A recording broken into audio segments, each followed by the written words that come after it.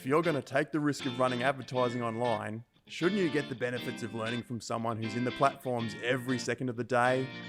Welcome to bidpixel.com's Marketing Ear Biscuits, the original podcast dedicated to digital advertising run by two Aussie guys who ride around in kangaroo pouches and drink Fosters and 4X beer.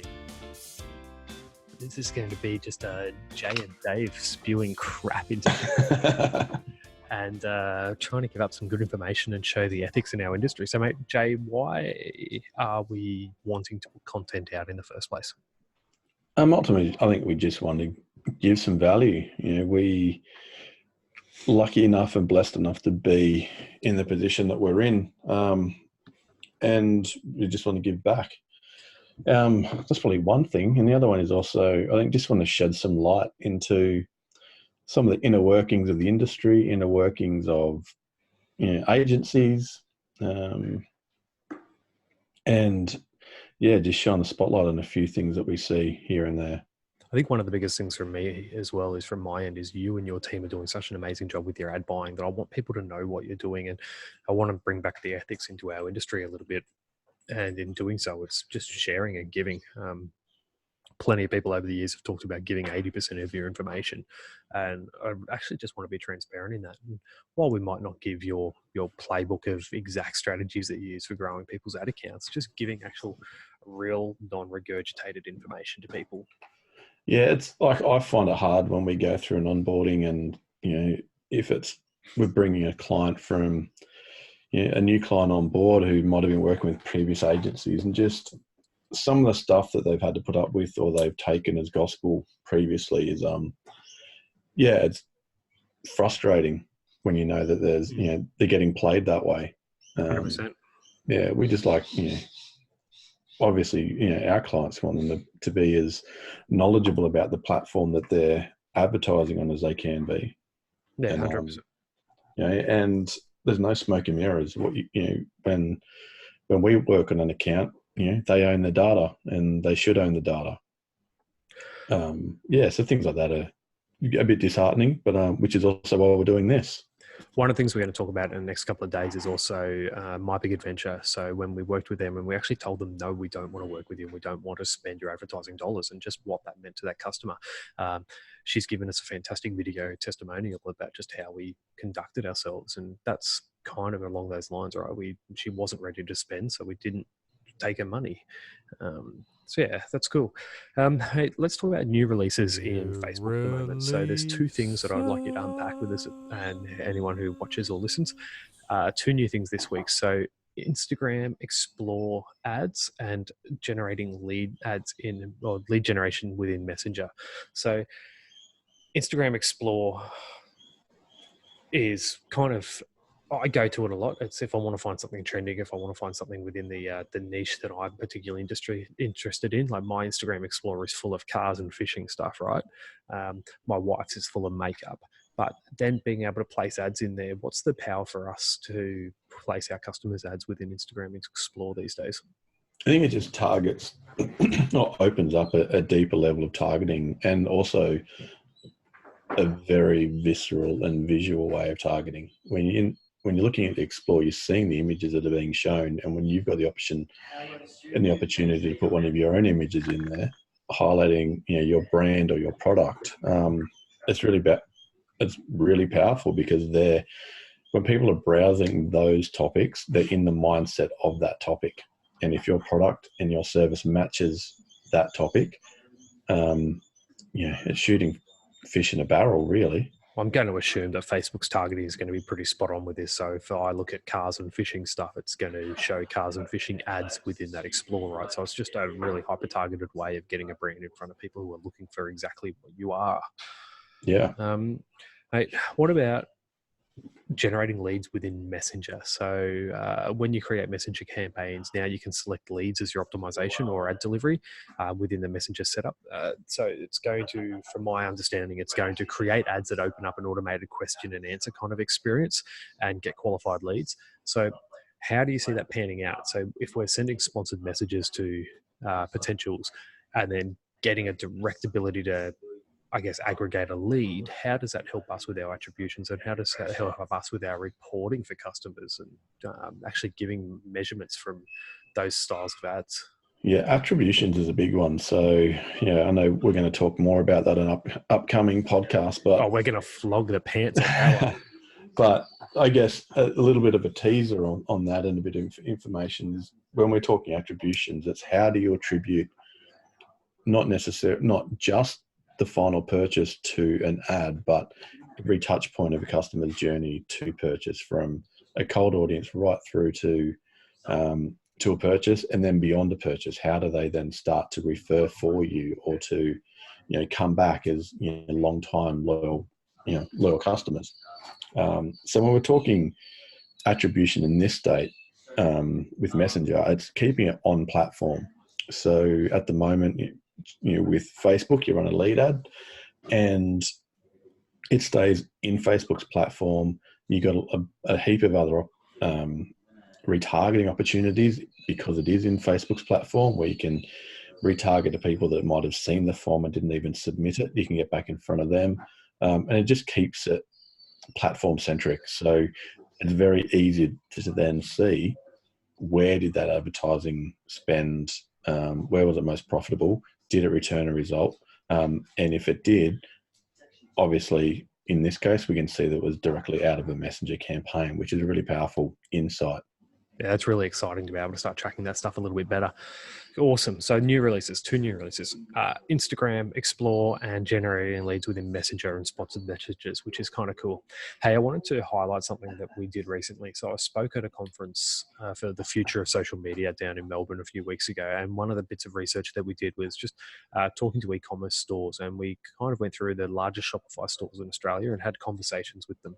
And what we found out, we talked to about 1,000 brands, or we interacted with about 1,000 websites and brands. And one of the things we found out through that process was about 80% of those ad buyers had no idea how to use CBO. Now, CBO being campaign budget optimization, it's one thing that you love talking about, and it's one thing that's a massive point of contention. I'm sure we'll talk about it lots over the next couple of months. But what's your thoughts now? 80% of ad buyers don't know how to successfully run a CBO campaign. Okay. I think the more and more we're kind of doing this, we're definitely seeing different levels of ad buyers, and it's easy to kind of think of an ad buyer as an ad buyer, but there's definitely what I would think of at different levels. You got the people that just go in, they build out a quick ad, a quick campaign, the mum and dad business where they can just get in there, do it, don't really understand the nuts and bolts of it. And then you've got the upper level where they actually start to dive in and understand, they have a very deep level of the platform. And in that, there's a couple, I'll go on a bit of a rant. There's been, yes, for a while, there's been the opportunity to really game the system. You can, previously before CBO, you could, run a post engagement campaign, driving social proof onto an ad, taking that same post ID, duplicating that across the whole campaign and letting all of that kind of snowball, bring the CPMs down, better engagement, looks better, and it just presents a much better ad. And you've basically hyper accelerated the learning on an ad to get better results. And there's been a whole industry, inside of ad buying that has kind of, where the gurus have popped up. We've got this special method and we've got this special strategy. And I'm sure you would have seen or been targeted, if you're in the marketing world, or been targeted by these gurus. CBO is actually removing that opportunity, and it's flattening the playing field. That's a bold statement you're saying there, and it is flattening the playing field. But there is still ways to game it, right? Or there's still ways to is there ways to game it, or is there ways to use it more effectively? I think we've put several $1 million worth of ad spend through CBO campaigns now. It's a different method of working. Is it gaming? I don't know. There's definitely strategies and correct strategies that you need to employ In my conversations with our Facebook reps, they're very strong on that. And it's a different way of doing things. It's more, more robust, but the algorithm is a lot more advanced, which is understanding the algorithm is the difference. So there's a big difference now between an in-depth understanding of the algorithm and the machine learning compared to what's the latest method and strategy and to employ on an account. Yeah, cool. One of the things you said earlier, which struck me, was there's multiple levels of ad buys, right? There's the mum and dad or the mum and pop businesses, which are just getting in there and running some boosted posts or some ads. CBO is really supposed to be designed for those people, isn't it, right? So and my analogy when I spoke on stage the other week was campaign budget optimization is kind of like the AdWords Express for the Google Ads world. But that was a massive flop and a massive failure, and no one physically uses AdWords Express if you know what you're doing. How's that going to be different where we're all getting forced down the line of CBO? It's not an option. It's not something you can turn off.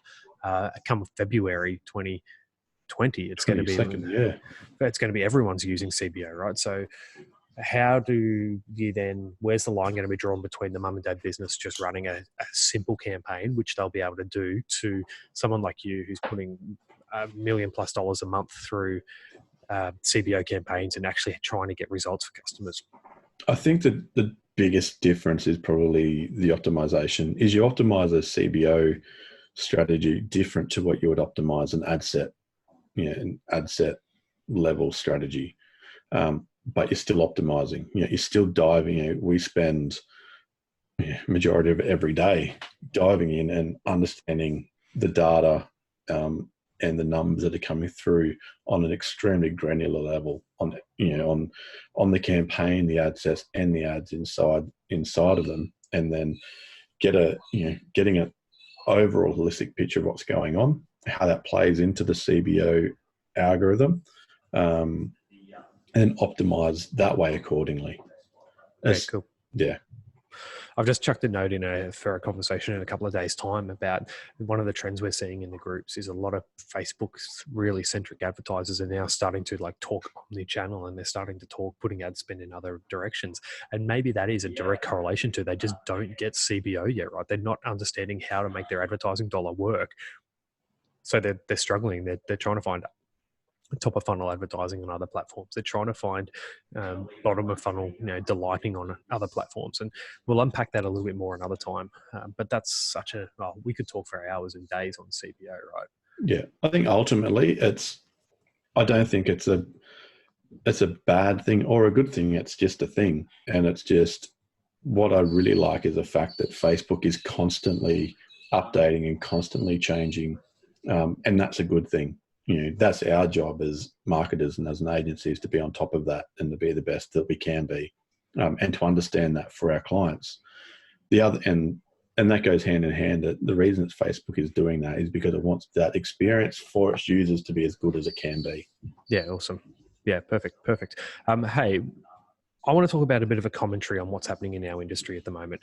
Now, we've been to a few awards ceremonies, you and I, the last couple of weeks. One of them was really interesting. Well, sitting on one side of me was a representative from one of the largest agency conglomerates in the world, and on the other side was a representative from a Singaporean-based SaaS platform who is seeing their clients turn away from using these large agencies. Now, there's Mumbrella posted an article recently on one of these big behemoth agencies losing $253 million. They recorded a $253 million loss, which was a 2,000% decrease in revenue in the last financial year.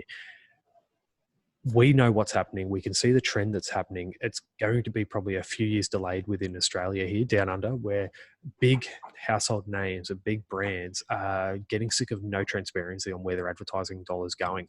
They're getting sick of paying a one-stop shop of $1 million a month and then not knowing how much of that goes to ad spend, how much of that goes to production, how much of that goes to management. And kind of when we were sitting at this event wedged between the two ends of this market, we're kind of seeing that these big behemoth agencies are now kind of losing a bit of control and losing a bit of slowly losing a bit of control on their customers, because their customers want more transparency, right? Yeah. What's your thoughts on that? Yeah, I think transparency is the key. For so long, digital marketing has been, this Black Cloak service where you just don't know. It's very overwhelming for a lot of people, and it's easy to kind of say, yep, here's a budget. At the end of the month, just report what you've done. And the reporting is generally pretty shallow. I think probably that's one of the big things too, right? These bigger these bigger brands now have got teams inside which are data analysts. They're looking at their data and they get back a 3-liner report from a large agency at the end of the month with some CPM metrics or some click-through rate metrics or impressions. And like, that's not good enough anymore because you can actually track revenue through ad spend, and they're not getting it. And it's really interesting for me. So while this large company, who we won't mention, lost $253 million last financial year, in Australia, digital advertising grew by 7.1%. Now, that was $9 billion of ad spend in Australia last financial year. So people are spending more online, but they're trusting larger entities less to do that for them. That's a really interesting trend, and I think that's something that we're going to see coming in the next 12 to 24 months. These smaller agencies like BidPixel and some of the other ones are actually going to start winning some of the bigger accounts that we never would have had the opportunity to work on. Yeah, absolutely, and that's really exciting. And I think it's probably a good timely shift as well. The digital market it's maturing now. There's so many great platforms, whether it's Facebook, Instagram, YouTube, Google Ads, that are available and that people are using not just daily but hourly or 5-minutely even. It's a really powerful and a quite a mature industry now. So I was at a conference in Brisbane last month, I think. Last month now. And about 5,000 people there. And the person who was presenting asked everybody to stand, and then kind of went through the process of saying, okay, if you don't watch, free to air television, sit down. And out of that 4,500 people, probably 80% of the people sat down. So 80% of those people didn't watch commercial television. And then he said, and then we were asked, okay, out of those remaining, if you sit down, if you do not watch the ads. So 3 people remained out of 4,500 people who actually openly said, we watched the ads on free-to-air television. They're probably people that work in that industry, right? Like, quite possibly, but it's and that's it was definitely it was geared one way. But the reason they're not doing that is because as soon as the ads pop up, they're on their devices. They're on YouTube, they're on Facebook, they're on Instagram, they're on TikTok, they're on LinkedIn. They're constantly immersing themselves in digital platforms, which is really exciting because of the maturity of those platforms now. That kind of reminds me of that email that we've got in one of our nurture sequences. So we've got a nurture sequence going out to automotive dealerships, and one of the emails there is toilet advertising versus TV advertising. And people don't watch ads on TV anymore. They literally take their phones to the crapper with them, and that's where they're seeing your advertising, and that's where they're seeing your brand. And that's such a real thing. And I guess everyone's sitting down, apart from a couple of people at that conference, really kind of shows that. Yeah. All right. Hey, let's wrap this one up. The last thing I want to talk about is a little segment that we're going to do called What Makes This Crap? What makes this crap? A little bit of a rant, but what makes this crap? It could be a platform that's maybe not built as robust as it could. It might be a policy change or an algorithm change that's happening within a platform that we advertise on. Today, I want to talk about what makes this crap, and I want to talk about the tightening down of messenger rules. Now, I love that Facebook is tightening down on the rules for messenger bots. What I think is crap is that they're not tightening down, or they're not I guess reprimanding people well enough. So there's 2 particular gurus who are using messenger bots substantially. One's someone from New Zealand. I won't mention who they are. The other one's quite a large person who probably was speaking at the conference you were at the other week. And constantly, almost every day or every second day, I get a message in my inbox from them. Now, it's not a sponsored message. They haven't paid to do it the right way. It's literally a ManyChat messenger bot message spamming my inbox. One of them, the one that would have been at your conference the other day, I actually wrote stop and it didn't stop it. I wrote unsubscribe and it didn't unsubscribe it. I keep on getting these things. How do you think Facebook's going to go actually cracking down on these rules that they're putting in place for Facebook Messenger bot use? Yeah, I think it's an ongoing issue. So at the F8 conference, they were definitely, which was Facebook's yearly developer conference, they were talking a lot about further integration of all the platforms. So Facebook, Instagram, Messenger, WhatsApp, Audience Network, and just kind of bringing them all in much tighter. There's, like anything, there's generally ways around systems. So you can have multiple ad accounts and share audiences between ad accounts, and if someone's in a Messenger audience and one, you can share that to the other and bypass some of these restrictions, which isn't ideal. So I think Facebook's got a challenge on its hand. I know Twitter's done some very heavy-handed tactics in terms of tightening down, and they've probably gone to the extreme on the flip side. So yeah, I'm honestly not sure. I think we're just going to have to see how some of these things play out.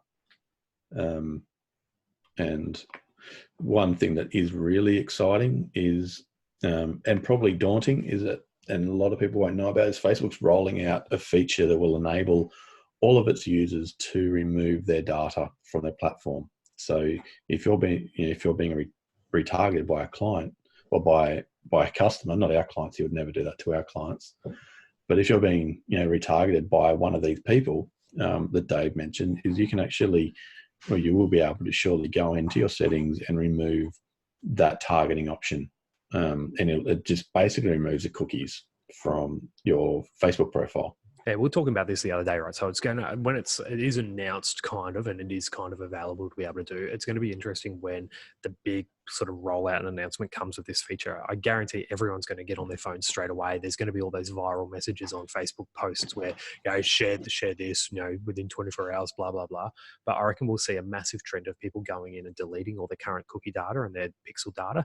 And then they'll do it once and then they'll forget about it, or Facebook will change where to find it in the background. And so I reckon as advertisers, we've got a bit of an Armageddon coming where retargeting audience is just going to one day just stop because everyone will jump on the bandwagon, and then it'll just be a case of rebuilding from there and it'll go back to normal, I reckon, within a month or two. Yeah, definitely. And I think they've rolled it out to 2 or 3 countries so far. So it'll be interesting that, they're obviously going to be testing it in those countries. So this is more of the, them adhering to the privacy concerns that have been raised against them and the platform. And I think it's a good thing. 100%. It's Facebook safeguarding their platform so that they can ensure they can keep on doing what they're doing. Yeah. Awesome. So that covers everything we're going to talk about today. Next time, we're going to talk about getting ready for Christmas. So how to plan your media buying and creative assets now, September. And we're going to talk about an ad campaign that we think is great. It's not one of our customers. It's just one that we've seen that we love. And I'm not sure which one we're going to discuss yet, but it's probably going to talk about a bit of a full funnel, like how they retargeted us, how they got in front of us again and again, what platforms they were getting in front of us on. Then I'm going to share a little bit about agency building, where BidPixel started from and who BidPixel is. Now, although we might work with millions of dollars of ad spend now, we started with $200 a month clients a long time ago. And that's kind of where we cut our teeth and got our processes right. And so I'm going to talk about that and a bit of the journey that we've come on.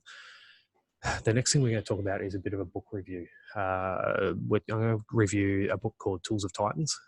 It's a short sort of story book of some of the biggest influencers and minds in the world, and it's a fantastic tool and pick me up for when you want to, I guess, learn a little bit more or get some insights from some of the greats. And then we can also talk about polarizing our marketplace. So what are we actually doing different in this ad buying marketplace and digital marketing marketplace to polarize our audiences, and it's kind of different to what our competitors are doing. So it's going to be an interesting conversation. I'm sure if anyone watches or listens to that, they're going to have some opinions on that, which I'd love to unpack later on. So Jay's our Chief Operating Officer at BidPixel. You can see Jay's one of our many team that works from home. We are location agnostic. Jay, thanks for coming along to this one, and I look forward to doing more of these with you, mate. Yeah, for sure. Keen as.